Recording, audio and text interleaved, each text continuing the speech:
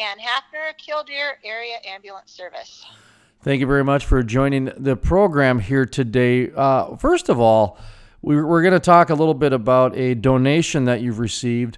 And if you want to mention other donations too, you certainly can. But first off, let's start with the donation. Recently, I saw on social media you guys received a nice donation during a community appreciation night. Can you give me a little more information than what I'm just reciting off of a social media post?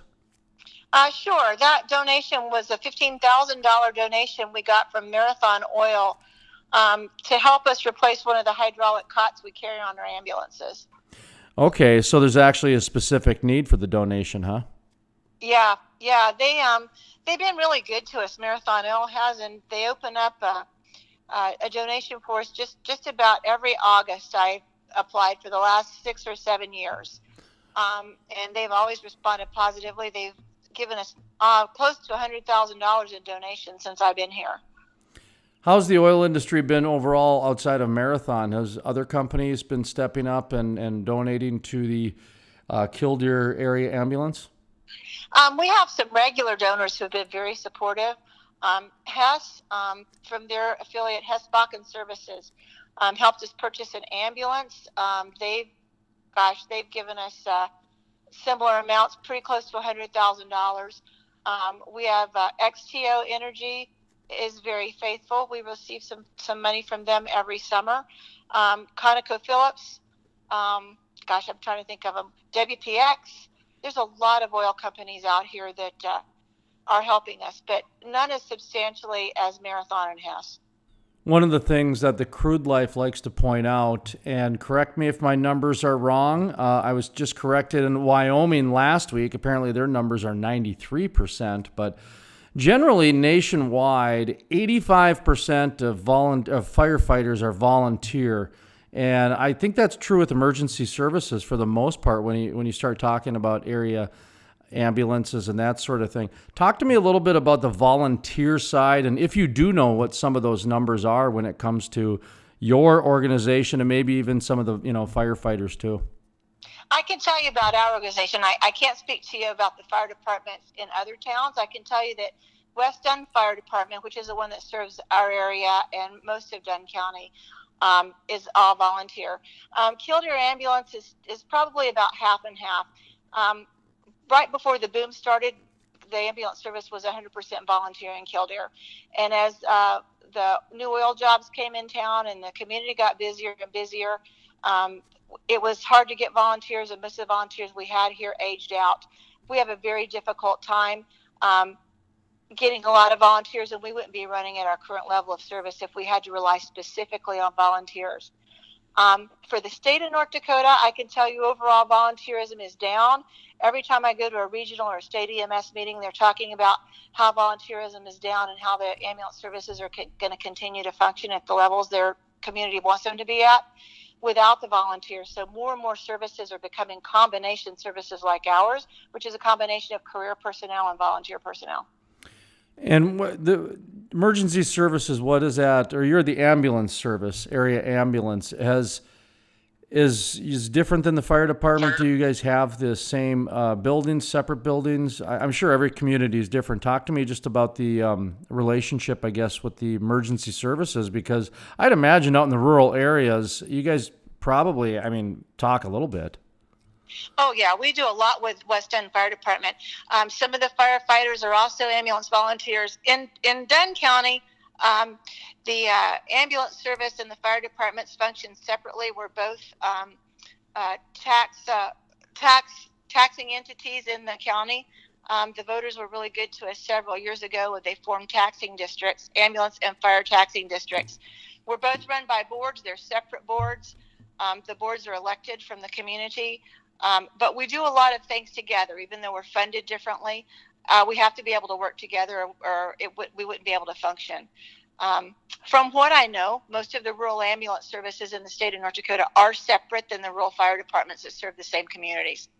Yeah, I think you're right on that as well. I know that they were looking at some emergency substations, if you will, kind of where they would share in certain areas, especially out in the Bakken when you get into some of the rural areas, and you have some sort of geographical challenges. Talk to me about your geographical challenges you have. I mean, I've interviewed people to where, they've been in an accident and they wonder if it might take 45 minutes for an ambulance to come, that sort of thing. Talk to me about some of these challenges you guys have out in the rural areas. In western North Dakota, especially the McKenzie County, Stark County, Dunn County, Williams and Montreal, the areas that encompass the Badlands and all the oil, the terrain can be very difficult. Most of the highways are 2-lane highways. A lot of the surface roads are still scoria gravel. The terrain can be rough. We have, believe it or not, mountains in western North Dakota. They're not big mountains, but it can take a long time to get to some of these oil field sites. It can take a long time still to get to some of the ranches where our community members live. One of the biggest problems we face here in Dunn County, though, is that nearest hospital is in Dickinson. And if from the front door of the ambulance service to the doors of the emergency room, it's about 36 miles. So it's about 45 minutes. When we go further out north to where most of the oil wells are, we're going to be going an hour and 15 minutes just from picking up that patient to getting to the hospital. So it requires us to have very good equipment, very good vehicles, and highly trained personnel, because we're probably going to be one of the ambulance services that has to give patient care, pre-hospital patient care, longer and more in depth than the other ambulance services. You mentioned some of the difficulties in obtaining volunteers, getting volunteers, or just that the trend is going down. Are companies becoming less open about volunteerism? I always heard that, a lot of companies would be okay if their employees would, miss some of work or would at least work with some of the volunteer organizations. Is that changed, or is it just that people are more busy with work? Do you know anecdotally, or is there any, official reasons why the volunteerism seems to be down? No official reason, but when the oil started out here, and like I said, I can only speak to western North Dakota. When the oil started out here, the people that had lower paying jobs went to work in the oil fields, and those guys are working, 3 weeks on, 1 week off. Well, when you work a 14 or 16-hour day 3 weeks in a row, and you only have 1 week off, your chances of wanting to spend a lot of time volunteering for the ambulance service are pretty low. As time goes on, the care we're required to give requires much more highly trained ambulance staff, and that takes a lot of time, and it's a lot of expense too. So people just don't have time to put in the hours that the ambulance services require to meet the needs of the community.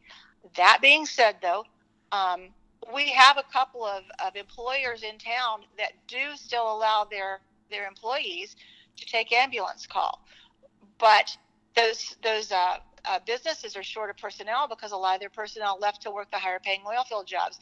So they don't always have the staffing anymore to allow that person to go out. They don't want to close their business down so somebody can take an ambulance call.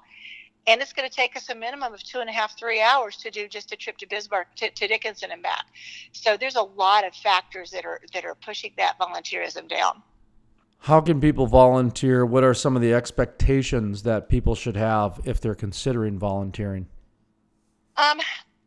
We can pretty much, if you've can pass a background check and you have a North Dakota driver's license and there's a desire to come in and work on the ambulance, something you've always wanted or you think you might be interested in it, we can put just about anybody to work as a driver. We can provide the training for them that they would need to be on for $200 to $300. That's not a great expense to get a driver, but when they want to move up and get more training, just an EMR level is about 60 hours of training.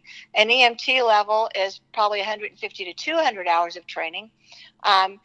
If you want to be a paramedic, that's about 13 months, 14 months. So it just depends on what everybody wants to put into it. We have volunteer opportunities at every level. We would take a volunteer to come in and help us do filing, wash ambulances. There's something for everyone if they've got the time and the desire.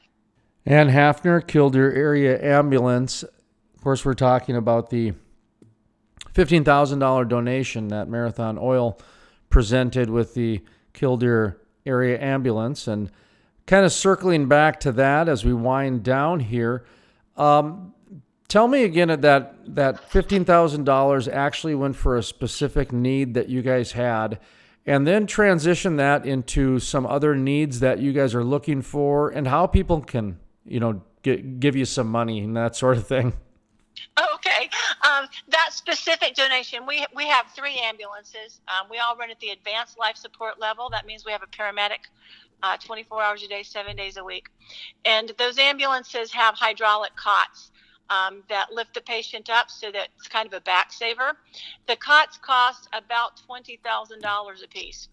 And they have a usable life of 7 years, and 2 of ours are older than 7 years. One of them is so old that we can't buy parts for it anymore to fix it. So we asked, put in a grant last year for replacement with Marathon, and they came through to help us purchase that cot.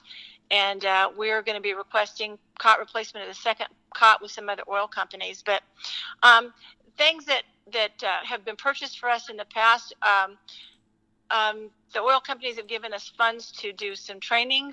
We used some of the funding to send, we have 3 paramedics that we sent to paramedic training, which was about $12,000 per person. They buy us training equipment. They've bought CPR dummies. They bought turnout gear. They've bought life packs, which are the advanced cardiac monitors and defibrillators for us. We've really gotten some great support from the local companies in purchasing our equipment.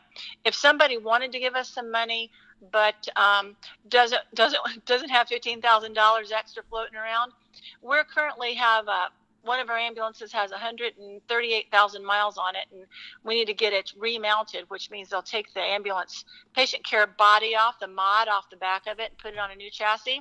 That's going to cost $180,000, and we currently have a fund with the North Dakota Community Foundation that we're saving those monies in.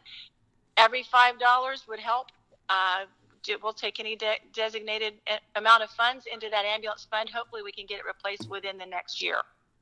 And how can people get in touch with you if they want to do that? I got in touch with you through Facebook, so I got through your Facebook account. Is that the best way, or do you guys have a website or anything? We have a website, killdeerambulance.org.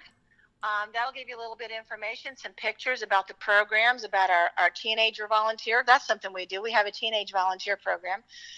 There's all kinds of information on there, and there's a contact link on there. Or you can get us on Facebook at Killdeer Area Ambulance on Facebook. Or you can call our office. We're in the Killdeer phone book.